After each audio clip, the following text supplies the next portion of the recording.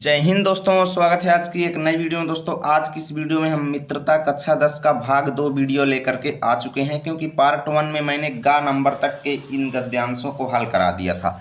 आप लोगों ने देखा है, मैंने यहाँ तक के क्वेश्चंस को सॉल्व करा दिया है, ठीक है। और आज की इस वीडियो में हम घा से शुरू करेंगे और पूरा चैप्टर फिनिश कर देंगे एकदम आसान तरीके से। एक एक चीज़ आपको अच्छे से समझ में आएगी, ये मेरी गारंटी है। बस आपको वीडियो में ध्यान से अंत तक जुड़े रहना है और एक एक चीज़ को नोट करते जाना है। तो चलिए दोस्तों, बिना देरी के हुए आज की इस वीडियो को शुरू करते हैं और इस चैप्टर को करते हैं खल्लास, ठीक है।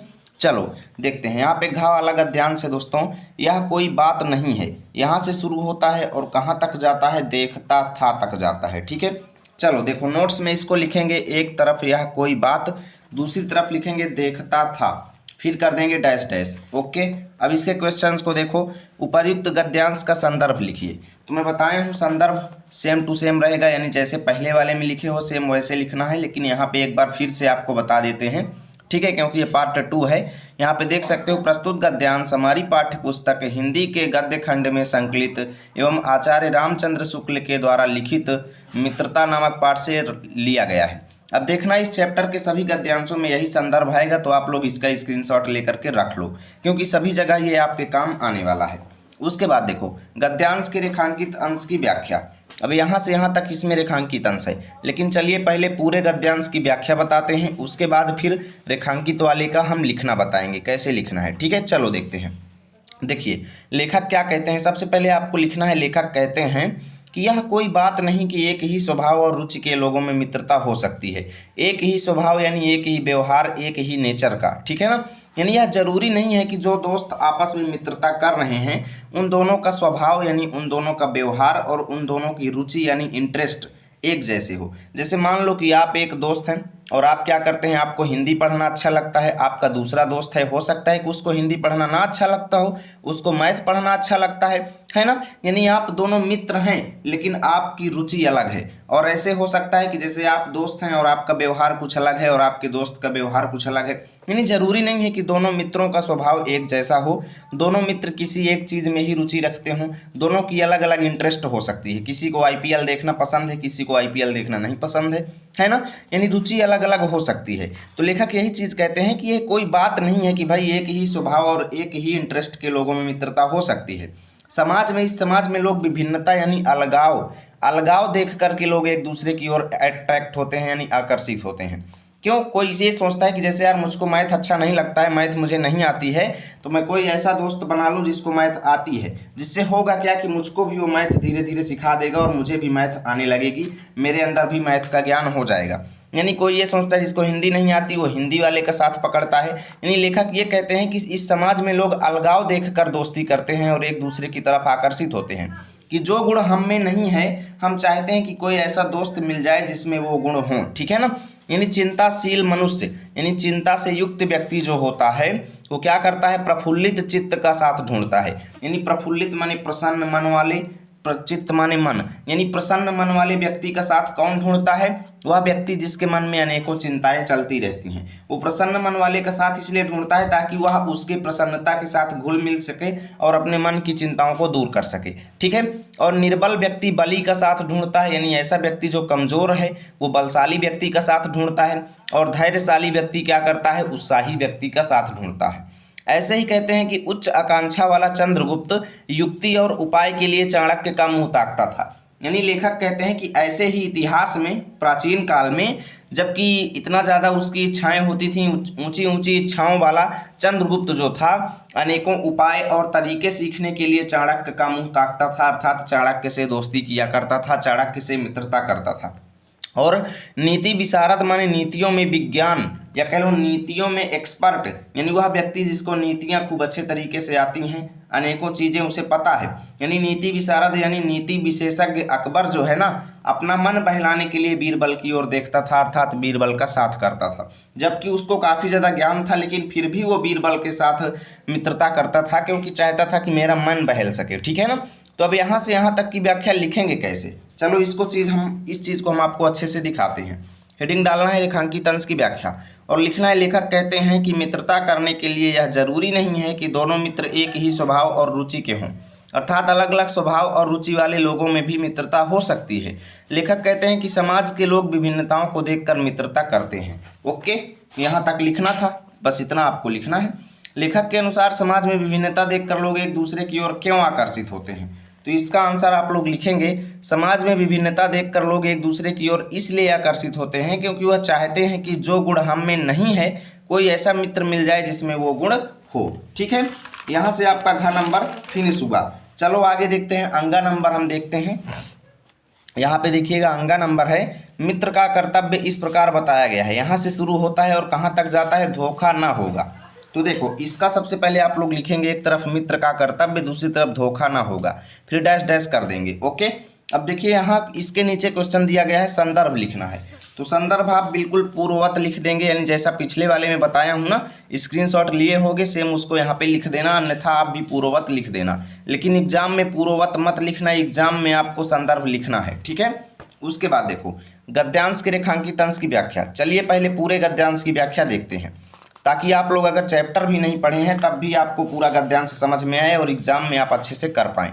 देखो यहाँ पे लेखक कहते हैं कि एक सच्चे मित्र के कर्तव्य इस प्रकार होते हैं। कैसे? जैसे हमारे ऊंचे ऊंचे और बड़े बड़े कामों में वो हमें इस प्रकार से सहायता दे, इस प्रकार से हमारी हेल्प करे, हमारे उत्साह को बढ़ाए। मन बढ़ाना मतलब हमारे अंदर उत्साह पैदा करे, हमारे अंदर जोश उत्पन्न करे और साहस दिलाए। यानी अगर हम कहें कि यार नहीं ये काम हमसे नहीं हो पाएगा, तो वो क्या करे, हमारे अंदर साहस उत्पन्न करे, जोश उत्पन्न करे। ठीक है, हौसला उत्पन्न करे। और इस तरीके से वो हमारे अंदर हौसला उत्पन्न करे कि जितनी हमारी अपनी निज की सामर्थ्य, यानी जितनी हमारी सामर्थ्य नहीं है, जितनी हमारी औकात नहीं है, उससे बाहर हम काम कर जाएं। ठीक है ना, यानी वह इस तरीके से हमारे अंदर मोटिवेशन उत्पन्न करे कि जितनी हमारी औकात नहीं है उससे ज़्यादा हम काम कर जाएं, अपनी सामर्थ्य से यानी अपनी क्षमता से ज़्यादा काम कर जाएं। लेखक कहते हैं कि ये सच्चे मित्र का कर्तव्य उसी से पूरा होगा जो दृढ़ चित्त यानी कठोर मन वाला और सत्य संकल्प यानी सच्चे संकल्प वाला होगा। वही मित्र इस काम को कर पाएगा, बाकी सब मित्र के बस की बात नहीं है। ठीक है, इससे हमें ऐसे ही मित्रों की खोज में रहना चाहिए जिनमें हमसे अधिक आत्मबल हो। इसलिए लेखक कहते हैं कि हमें ऐसे ही मित्रों की खोज करना चाहिए जिनमें हमसे ज़्यादा सेल्फ कॉन्फिडेंस हो। आत्मबल माने सेल्फ कॉन्फिडेंस, यानी जिनमें हमसे ज़्यादा आत्मविश्वास हो, हमें ऐसे मित्र ढूंढना चाहिए। और हमें उनका पल्ला उसी तरह पकड़ना चाहिए, यानी हमें उनसे दोस्ती उसी तरीके से करना चाहिए जिस तरह सुग्रीव ने भगवान राम का पल्ला पकड़ा था। अर्थात जिस तरीके से सुग्रीव ने भगवान राम के मुसीबत में उनका साथ दिया था, वैसे ही हमारा मित्र भी हमारे साथ होना चाहिए कि हमारी मुसीबत में वो काम दे, हम उसकी मुसीबत में काम दें। ठीक है, लेखक कहते हैं कि मित्र हो तो प्रतिष्ठित यानी सम्मानित हो और शुद्ध हृदय का हो। एक सच्चा मित्र हो तो अच्छे हृदय वाला और सम्मानित हो, ये नहीं कि नीच प्रकार का व्यक्ति हो और बोलने की भी अक्ल ना हो, है ना। ऐसा दोस्त नहीं होना चाहिए। एक प्रतिष्ठित और शिक्षित होना चाहिए, सम्मानित होना चाहिए। मृदुल यानी मीठी बाणी बोलने वाला और पुरुषार्थी हो, यानी एकदम आलसी ना हो, पुरुषार्थी हो। ठीक है ना।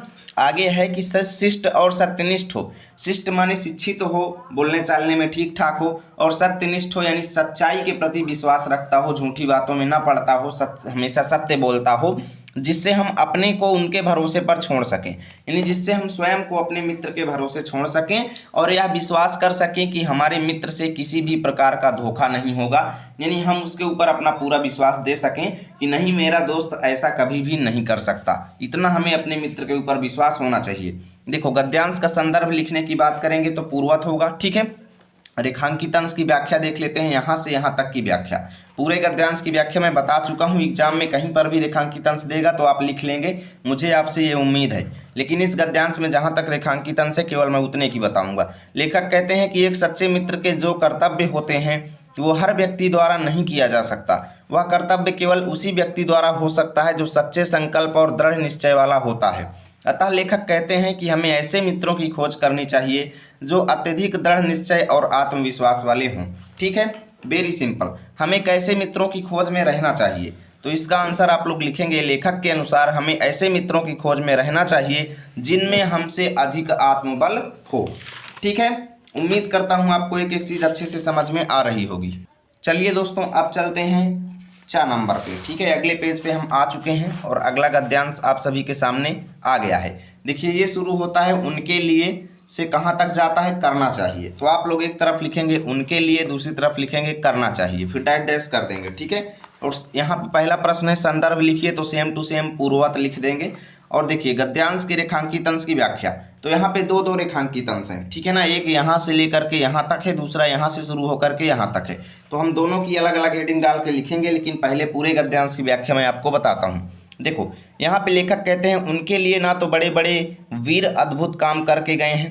किनके लिए? ऐसे व्यक्ति जो बुरे होते हैं, बुरे प्रकृति के व्यक्ति होते हैं, नीच व्यक्ति होते हैं, उनके लिए तो इस दुनिया में बड़े बड़े वीर ने कोई भी अद्भुत काम नहीं किया है। ना तो बड़े बड़े वीरों ने कोई अद्भुत काम किया है, यानी उनके लिए वीरों द्वारा किए गए काम की कोई वैल्यू नहीं है। और ना तो उनके लिए बड़े बड़े ग्रंथकार ऐसे विचार छोड़ गए हैं जिससे मनुष्य जाति के हृदय में सात्विकता की उमंगें उठती हैं। सात्विकता माने अच्छे विचारों की उमंगें उठती हों, ठीक है ना। यानी लेखक ये कहते हैं कि जो दुष्ट प्रकृति के व्यक्ति होते हैं, बुरे व्यक्ति होते हैं, उनके लिए बड़े बड़े ग्रंथकारों ने, बड़े बड़े साहित्यकारों ने, बड़े बड़े रचनाकारों ने कोई भी ऐसा विचार नहीं छोड़ा। ना तो उनकी कोई भी ऐसी रचना है जिससे मनुष्य जाति के हृदय में अच्छे विचार उत्पन्न होते हों। यानी वो इतने नीरस प्रकृति के व्यक्ति होते हैं कि बड़े बड़े वीरों के द्वारा किए गए काम भी उनके लिए किसी काम के नहीं है, और ग्रंथकारों द्वारा छोड़े गए विचार भी उनके लिए कोई वैल्यू नहीं रखते, कोई मायने नहीं रखते, ठीक है। आगे लेखक कहते हैं उनके लिए फूल पत्तियों में कोई सौंदर्य नहीं, यानी दुष्ट व्यक्तियों के लिए इन प्राकृतिक सौंदर्यों का भी कोई महत्व नहीं है। फूल पत्तियां चाहे दिखने में जितनी भी अच्छी लगें, लेकिन उनके लिए तो ये सब मिट्टी के बराबर हैं, ना के बराबर हैं, ठीक है। और झरनों के कल कल में मधुर संगीत नहीं, यानी झरने जब बहते हैं तो उससे एक अच्छी प्रकृति की ध्वनि निकलती है जिससे सुनकर के हमारे मन को शांति मिलती है। लेकिन लेखक कहते हैं कि दुष्ट प्रकृति के व्यक्तियों के लिए झरने भी कुछ संदेश नहीं देते, यानी झरने जो बहते हैं उससे भी उनको कोई मधुर संगीत नहीं मिलता, ठीक है ना। अनंत सागर तरंगों पर गंभीर रहस्यों का आभास नहीं, यानी दुष्ट प्रकृति के व्यक्तियों के लिए ये समुद्र की तरंगें जो हैं ये भी कुछ नहीं बताती हैं। यानी सागर की लहरें चाहे जितना तेजी से चलती हों, चाहे जितना तीव्रता से बहती हों, दुष्ट प्रकृति के व्यक्तियों के लिए ये समुद्र की लहरें भी कोई संदेश नहीं देती। इन समुद्र की लहरों से भी उनको कोई गंभीर रहस्यों का आभास नहीं होता, कुछ भी उनको पता नहीं चलता, ठीक है ना। उनके भाग्य में सच्चे प्रयत्न और पुरुषार्थ का आनंद नहीं, यानी ऐसे लोगों के किस्मत में, ऐसे लोगों के भाग्य में सच्ची मेहनत करने का, सच्चे प्रयत्न यानी सच्चे प्रयास और पुरुषार्थ यानी मेहनत का कोई भी आनंद नहीं है। यानी ना तो ये मेहनत करते हैं और ना तो मेहनत करने वालों की मेहनत से आनंद उठाते हैं, है ना। यानी इनके लिए मेहनत वगैरह कोई भी किसी प्रकार की चीज़ नहीं है, उनको तो बस पैसे चाहिए, चोरी वगैरह करके लूट लेते हैं और यहाँ वहाँ जाके महफिलों में ओहो हो वाह वाह करते हैं, पैसे उड़ाते हैं, ठीक है ना। लेखक ये कहते हैं। अब देखो आगे चलते हैं। उनके भाग्य में सच्ची प्रीति का सुख और कोमल हृदय की शांति नहीं, यानी ऐसे दुष्ट प्रकृति के किस्मत में सच्चे प्रेम की भी कोई वैल्यू नहीं है, सच्चे प्रेम का सुख भी कुछ नहीं है उनके लिए, और ना तो उनके कोमल हृदय की शांति नहीं, यानी ना तो किसी व्यक्ति के मुलायम हृदय, कोमल हृदय की उनके अंदर कोई भी वैल्यू नहीं, कोई भी शांति नहीं, ठीक है ना। आगे लेखक कहते हैं कि जिनकी आत्मा अपने इंद्रिय विषयों में ही लिप्त है, अर्थात ऐसे दुष्ट व्यक्ति जिनकी आत्मा जो है केवल अपने इंद्रियों की मांग पूरी करने में बिजी है, इंद्रिय विषयों यानी मोह माया में लिप्त है, जरूरतों को पूरा करने में लिप्त है, विषय वासनाओं को पूरा करने में लिप्त है, जिनकी आत्मा केवल अपनी विषय वासनाओं को पूरा करने में ही लगी हुई है, जिनका हृदय निचासेयों यानी बुरे विचारों, ठीक है ना, नीच विचारों, निचासेयों माने नीच विचारों, यानी जिनका हृदय, जिनका मन जो है नीच विचारों और बुरे विचारों, कुत्सित विचारों माने बुरे विचारों से कलुषित है, अर्थात युक्त है या कह लो ग्रसित है।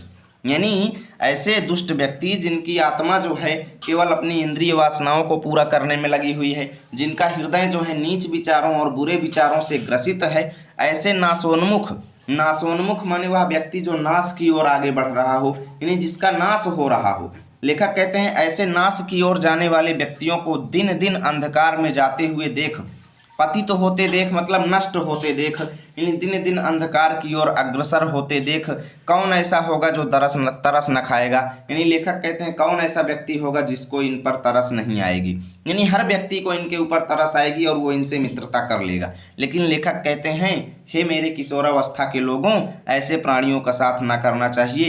यानी बिल्कुल भी ऐसे लोगों का साथ ना करना जो नासोन्मुख हो, दिन दिन बुरे विचारों से युक्त हो, अंधकार की ओर पतित हो रहा हो। तो ऐसे प्राणियों पर बिल्कुल भी दया मत करना, नाश होने देना, है ना। देखिए गद्यांश का संदर्भ लिखिए तो पूर्वत रहेगा। अब देखिए रेखांकित अंश की व्याख्या में सबसे पहले हेडिंग डालेंगे प्रथम रेखांकित अंश की व्याख्या और लिखेंगे, लेखक कहते हैं कि तुच्छ और दुष्ट प्रकृति के व्यक्तियों के लिए प्राकृतिक सौंदर्यों जैसे फूल पत्तियों में कोई सुंदरता नहीं है, झरनों के प्रवाह में कोई भी मीठा संगीत नहीं है। ऐसे लोगों को तो समुद्र की तीव्र लहरें भी किसी गंभीर रहस्य का आभास नहीं होने देती। लेखक कहते हैं कि ऐसे कुत्सित विचारों वाले व्यक्तियों में कोई मेहनत और साहस का कोई मूल्य नहीं है। ठीक है, अब लिखेंगे द्वितीय रेखांकित अंश की व्याख्या और लिखेंगे, लेखक कहते हैं कि बुरे व्यक्ति हमेशा मोह माया में पड़े रहते हैं, यानी इंद्रिय विषयों में लिप्त रहते हैं और अपने मन की इच्छाओं में लिप्त रहते हैं। ऐसे लोगों का हृदय नीच विचारों और बुरे विचारों से ग्रसित होता है। आगे लेखक कहते हैं कि ऐसे व्यक्ति प्रतिदिन पतन की ओर अग्रसर होते हैं। लेखक कहते हैं कि इनकी दीन दशा को देखकर सबको दया आती है, लेकिन किसी को भी इनसे मित्रता नहीं करनी चाहिए। ठीक है, किसी को भी इनसे दोस्ती नहीं करना है। देखो अगला प्रश्न है, हमें किस प्रकार के प्राणियों का साथ नहीं करना चाहिए, लेखक कहते हैं। ठीक है ना, तो यहाँ पे देखिए ए नंबर डालेंगे और लिखेंगे, हमें ऐसे प्राणियों का साथ नहीं करना चाहिए जिनका हृदय नीचाशयों यानी नीच विचारों और बुरे विचारों से युक्त है। ठीक है, अगला क्वेश्चन है, लेखक किस बात पर तरस खाने की बात कह रहे हैं। तो यहाँ पे लिखेंगे कि लेखक कहते हैं कि बुरे व्यक्तियों को प्रतिदिन अंधकार की ओर जाता हुआ देखकर ऐसा कौन है जो तरस न खाएगा। यानी बुरे व्यक्तियों पर हर व्यक्ति को तरस आ जाती है, लेकिन यही बुरे व्यक्ति अपनी बुराई को कभी भी छोड़ते नहीं हैं। ठीक है ना, कभी भी नहीं छोड़ते। अब देखिए दोस्तों 6 नंबर, अभी तक कई लोग वीडियो को लाइक नहीं किए होंगे तो भाई लाइक शेयर करते जाना। आपका एक लाइक शेयर ही हमें वीडियोस बनाने के लिए मोटिवेशन देता है। अब यहाँ पे देखिए 6 नंबर है दोस्तों, कुसंग का ज्वर सबसे भयानक होता है। यहाँ से शुरू होता है और जाता कहाँ तक है, उठाती जाएगी तक। देखो आपके लिए इतनी मेहनत करके मैं खुद से नोट्स तैयार करता हूँ ताकि आपको अच्छा कंटेंट मिल सके, क्योंकि अगर मैं किसी से नोट्स बनवाऊंगा तो वो अच्छे से नहीं लिखेगा, और जब मैं खुद नोट्स लिखता हूँ तो एक एक टॉपिक को अच्छे तरीके से लिखता हूँ ताकि आपको अच्छे से समझ में आए। देखिए अब शुरू के लिखेंगे कुसंग का एक तरफ और लास्ट का 2 शब्द उठाती जाएगी दूसरी तरफ, फिर डैश डैश कर देंगे। अब इसके नीचे क्वेश्चन है, देखिए गद्यांश का संदर्भ लिखिए। तो संदर्भ में आप लोग पहले जैसा लिख देंगे पूर्वत। अब इसकी व्याख्या देख लेते हैं, पहले पूरे गद्यांश की फिर रेखांकित अंश की व्याख्या देखेंगे। देखो लेखक कहते हैं कि कुसंग का ज्वर, कुसंग का ज्वर, ज्वर माने बुखार होता है, सब लोग जानते होंगे। कुसंग माने बुरी संगति, यानी लेखक कहते हैं कि बुरी संगति रूपी बुखार जो होता है, यानी बुरी संगति रूपी बुखार जो होता है सबसे खतरनाक होता है, बहुत खतरनाक होता है, भयंकर होता है। यह केवल हमारी नीतियों और अच्छे विचारों का ही नाश नहीं करता, यानी हमारे अंदर के नीतियों और अच्छे विचारों का तो नाश करता ही करता है, साथ में ये हमारी बुद्धि को भी क्षय करता है, अर्थात बुद्धि का भी क्षय करता है। क्षय माने नष्ट करना, यानी ये हमारी बुद्धि को भी नष्ट कर देता है, हमारे दिमाग को एकदम भड़का देता है, ये बुरी संगति रूपी बुखार जो है। ठीक है, आगे लेखक कहते हैं किसी युवा पुरुष की संगति यदि बुरी होगी, लेखक कहते हैं कोई भी युवा पुरुष यानी नौजवान युवक की, नौजवान बच्चे की या कह लो नौजवान किशोर की संगति यदि खराब होगी तो होगा क्या कि वह उसके पैरों में बंधी हुई चक्की के समान होगी। जैसे अगर आपके पैर में कोई चक्की बांध देगा तो जब आप आगे बढ़ेंगे, आप उन्नति की ओर जाएंगे तो वो चक्की आपको पीछे की ओर खींचेगी, यानी आपके उन्नति में वह बाधक होगी।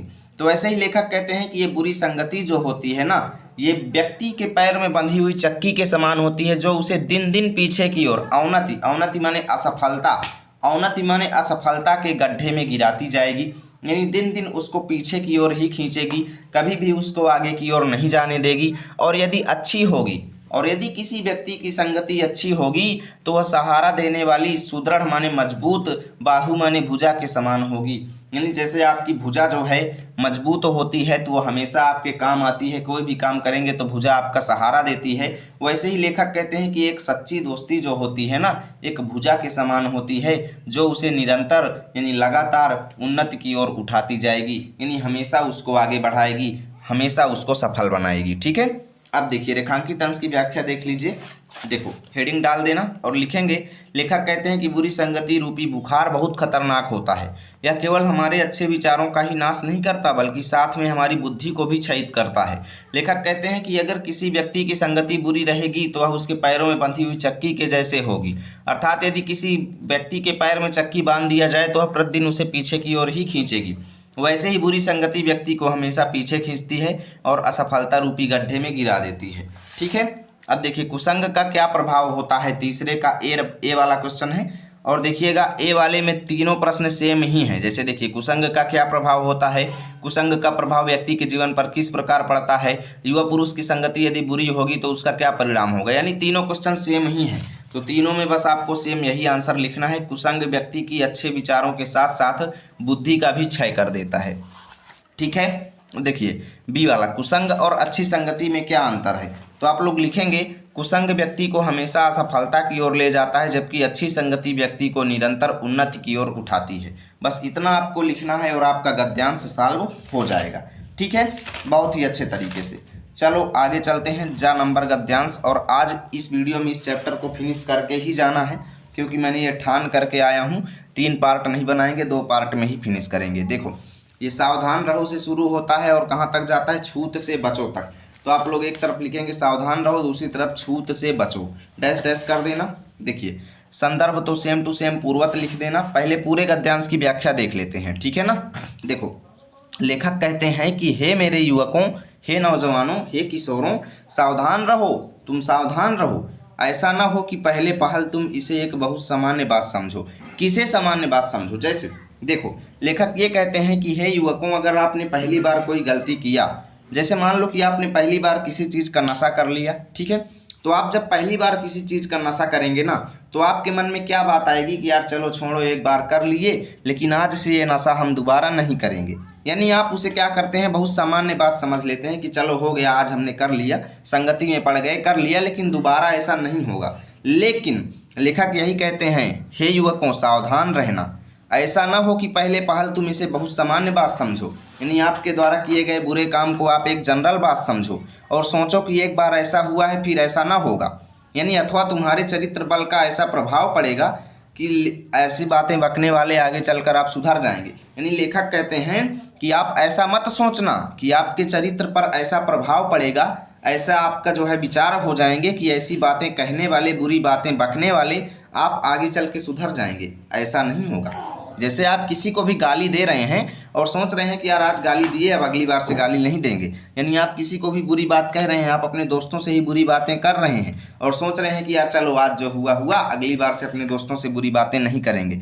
लेकिन लेखक कहते हैं सावधान रहो, इसे ये मत सोचो कि एक बार हुआ दोबारा नहीं होगा। ऐसा तुम्हारे चरित्र पर ऐसा प्रभाव पड़ेगा कि तुम दोबारा सुधर जाओगे, ऐसी बातें नहीं बकोगे। लेखक कहते हैं नहीं, ऐसा नहीं होगा, ऐसा बिल्कुल भी नहीं होगा। और लेखक कहते हैं होगा क्या, होगा ये कि जब एक बार मनुष्य अपना पैर कीचड़ में डाल देता है, अर्थात जब कोई व्यक्ति पहली बार बुराई करना शुरू कर देता है, आपने भी नशा करना शुरू कर दिया, तो फिर आप ये नहीं देखेंगे कि आप कहाँ और कैसी जगह पे पैर रख रहे हैं, अर्थात आप कहाँ पर और कौन सा नशा कर रहे हैं, आप ये नहीं देखेंगे। आप उस नशे में चूर हो जाएंगे और लगातार उस नशे को करते जाएंगे। यानी धीरे धीरे उन बुरी बातों में अभ्यस्त होते होते, अर्थात धीरे धीरे बुरे कार्य करते करते तुम्हारा अभ्यास हो जाएगा, यानी तुम्हारी आदत पड़ जाएगी और तुम्हारी घृणा कम हो जाएगी, अर्थात बुरे कामों के प्रति तुम्हारी ग्लानि जो है, तुम्हारा मन जो तुम्हें मना किया करता था कि नहीं यार ये काम नहीं करना है, वो मन भी मना करना बंद कर देगा और आपका मन भी वही काम करने के लिए उत्सुक हो जाएगा और आप लगातार वही काम करते जाएंगे। यानी पीछे तुम्हें उनसे चिढ़ न मालूम होगी, अर्थात तुम्हें बुरे कामों से बिल्कुल भी चिढ़ मालूम नहीं होगी। तुम्हें ये होगा कि यार हो गया, अच्छा है कर रहे हैं, ठीक है ना, क्योंकि तुम यह सोचने लगोगे कि चिढ़ने की बात ही क्या है। तुम ये सोचोगे कि आखिर हम ये काम कर रहे हैं तो अच्छा कर रहे हैं, इसमें चिढ़ने की बात क्या है ना। और आगे लेखक कहते हैं कि ऐसे ही तुम्हारा विवेक, तुम्हारी बुद्धियां कुंठित तो हो जाएंगी, कलंकित तो हो जाएंगी और तुम्हें भले बुरे की पहचान न रह जाएगी। तुम ये नहीं जान पाओगे कि कौन सा काम अच्छा है, कौन सा काम खराब है। अंत में होते होते तुम भी बुराई के भक्त बन जाओगे, अर्थात तुम भी बुरे काम करने वाले बन जाओगे और रातों दिन बुराई का काम करोगे और बुराई के भक्त बन जाओगे। आगे लेखक कहते हैं इसलिए हे नवयुवकों, हे नौजवानों, अगर अपने हृदय को साफ सुथरा और कलंक रहित, निष्कलंक माने कलंक रहित रखना चाहते हो तो इसका सबसे अच्छा उपाय यही है कि बुरी संगति की छूट से बचो। बुरी संगति की छूत से बचो, अर्थात बुरी संगति में बिल्कुल भी मत फंसो। ठीक ठीक है। अब देखिए, मैं उम्मीद करता हूँ आपको अच्छे से एक एक चीज़ समझ में आए। दो दो रेखांकित अंश हैं, तो पहले का लिखेंगे फिर दूसरे का लिखेंगे अलग अलग से। ठीक है। प्रथम रेखांकित अंश की व्याख्या में लिखेंगे, लेखक कहते हैं कि जब एक बार व्यक्ति बुराई करना शुरू कर देता है तो वह यह नहीं देखता कि वह क्या कर रहा है और क्यों कर रहा है, धीरे धीरे उसे बुरे कार्य करने की लत लग जाती है। ठीक है। अब लिखेंगे द्वितीय रेखांकित अंश की व्याख्या और लिखेंगे, लेखक कहते हैं कि जब कोई व्यक्ति बुरे काम करना शुरू कर देता है तो उसकी बुद्धि भ्रष्ट हो जाती है, साथ ही उसे अच्छे बुरे की पहचान नहीं रह जाती, अंततः बुराई करते करते वह भी बुराई का भक्त बन जाता है। ठीक है। अब देखिए अगला क्वेश्चन है, हृदय को उज्ज्वल रखने का क्या उपाय है। तो लिखेंगे, हृदय को उज्ज्वल और निष्कलंक रखने का सबसे अच्छा उपाय यही है कि बुरी संगति की छूत से बचो। ठीक है। चलो अगला क्वेश्चन देखते हैं दोस्तों। बहुत से लोग ऐसे होते हैं, यहाँ से शुरू होता है और जाता है टिकती है। आप लोगों को एक तरफ लिखना है बहुत से लोग, दूसरी तरफ लिखेंगे टिकती है, फिर डैश डैश कर देंगे। अब देखिए, चलिए संदर्भ तो सेम टू सेम रहेगा, व्याख्या पूरे की बता देते हैं। लेखक ये कहते हैं, लेखक क्या कहते हैं कि बहुत से लोग ऐसे होते हैं कि जिनके घड़ी भर के साथ से बुद्धि भ्रष्ट हो जाती है। लेखक कहते हैं कि कुछ लोग इतने बुरे होते हैं, इतने बेकार के आदमी होते हैं, कुछ लोग इतने दुष्ट होते हैं कि अगर हम उनका घड़ी भर के लिए साथ कर लें, अगर थोड़े से एक क्षण भर के लिए हम उनके साथ कर लेना, क्षण भर के लिए हम उनके साथ किसी काम में चले जाएं ना, तो हमारी बुद्धि को भ्रष्ट कर देंगे। हमारी बुद्धि भ्रष्ट हो जाती है, नष्ट हो जाती है, क्योंकि उतने ही बीच में, उतने ही कम क्षण में वो नीच लोग, वो बुरे व्यक्ति हमारे सामने ऐसी ऐसी बातें कहते हैं ना, जो उस अवस्था में हमारे कानों में नहीं पड़नी चाहिए। लेखक ये कहते हैं कि वो व्यक्ति हमारे सामने ऐसी ऐसी बातें करते हैं ना कि उस अवस्था में हमारे कानों में वो बातें नहीं पड़नी चाहिए। यानी उस अवस्था में हम अपरिपक्व होते हैं, पके हुए नहीं होते हैं, समझदार नहीं होते हैं, हमारे कानों में ऐसी बातें ना पड़नी चाहिए, जबकि वो लोग पढ़ा देते हैं चित्त पर, जिससे वो बातें सुनने से हमारे मन पर ऐसे प्रभाव पड़ते हैं ना कि जिससे हमारी पवित्रता का नाश हो जाता है, हमारे अंदर जितनी अच्छाई होती है उसका नाश हो जाता है, और बुराई जो है ना, बुरे बुरे यानी बुराई के भाव जो है ना, हमारे हृदय में अटल भाव धारण करके बैठ जाती है, यानी समा जाती है एकदम, फिर वो बात कभी भूलती नहीं है। यानी बुरी बातें हमारी धारणा में बहुत दिनों तक टिकती हैं। यानी लेखक कहते हैं कि कोई भी बुरी बात अगर होगी, आप उसे चाहें कि हम भुला दें तो कभी भी नहीं भूलेगी, वहीं पे आप रोज किसी का जीवन परिचय याद करेंगे तो 1 घंटे में भूल जाएगा। ठीक है ना। लेखक यही कहते हैं कि बुरी बातें हमारी धारणा में बहुत दिनों तक टिकती हैं। ठीक है। अब देखिए यहाँ पे व्याख्या मैंने बता दिया है, रेखांकित अंश की व्याख्या देख लो कैसे लिखेंगे। लेखक कहते हैं कि कुछ लोग इतने बुरे होते हैं कि यदि हम तनिक क्षण के लिए भी उनका साथ कर लेना तो हमारी बुद्धि भ्रष्ट हो जाती है, क्योंकि उस क्षण भर में ही वह लोग ऐसी ऐसी बातें कह देते हैं जो हमारी कानों में ना पड़नी चाहिए। उस समय उन बुरी बातों को सुनने से हमारा दिमाग अत्यंत प्रभावित हो जाता है और हमारी पवित्रता नष्ट हो जाती है। ओके, उम्मीद करता हूँ अच्छे से समझ में आया होगा। बुराई की प्रकृति कैसी होती है, तो आप लोग यहाँ पे देखे होंगे कि बुराई की प्रकृति ऐसी होती है कि वह हमारे मन में अटल भाव धारण करके बैठ जाती है और हमारी धारणा में बहुत दिनों तक टिकती है। तो यहाँ से दोस्तों आज का ये चैप्टर फिनिश हुआ। उम्मीद करता हूँ वीडियो आपको अच्छी लगी होगी। प्लीज़ वीडियो को लाइक करना, दोस्तों के पास शेयर करना। मिलेंगे आप सभी के साथ अगली वीडियो में, तब तक के लिए जय हिंद, जय भारत।